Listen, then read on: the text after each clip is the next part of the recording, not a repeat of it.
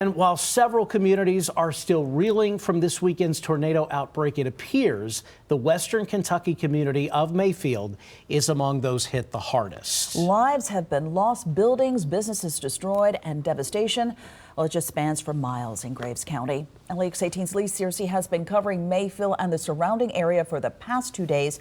She joins us live this morning with the very latest. And Lee, we wish you a good morning. And tell us a little bit about what stands out to you when you are in Mayfield. When we first rolled into town Saturday, just hours after the tornado hit, you roll in and you think you know what you're going to see, but the damage is so widespread. You know, Mayfield is flat. You don't have hills, it's flat. And the damage, the devastation it's never ending in all directions. When we first pulled up, we pulled up in front of the police station and all of the windows were completely blown out. You look at the aerial views, it just goes on and on and on.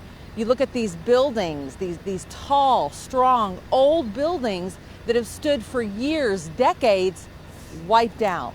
And of course, the iconic courthouse, the top of it was ripped off. You see homes just completely wiped off. Yesterday evening, we were about a half a mile from the courthouse, the center of town. And when you think you've seen it all, there was a house that was picked up off its foundation, pushed into the street. I mean, the pictures are unbelievable.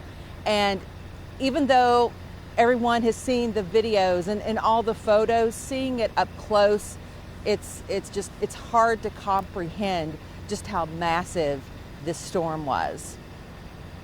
Tell us more about the people. We're talking about the buildings that can, be replaced. But let's talk about the people, and especially as a mom, from one mom to another, the children that you're seeing, because school is still in session.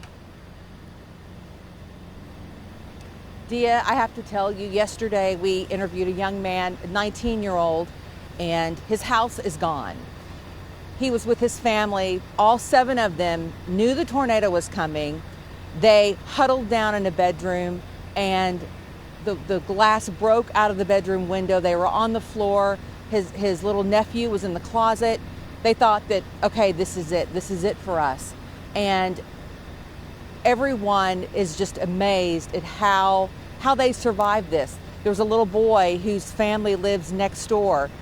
His family came back to the house, and his father looked at it for the first time yesterday afternoon. And this little boy said, "That's where my friend lives. That's where Bryson, that's his bed. That's his toy." And there was no roof over the bedroom. And it was just heartbreaking seeing them kind of go through. And children, you just wonder, do they really understand what's happened? But he was like saying, "That's Bryson's bed. That's so-and-so's bed. There's his toy." As a mother, you almost just you have to kind of disconnect in a way, because it gets so emotional.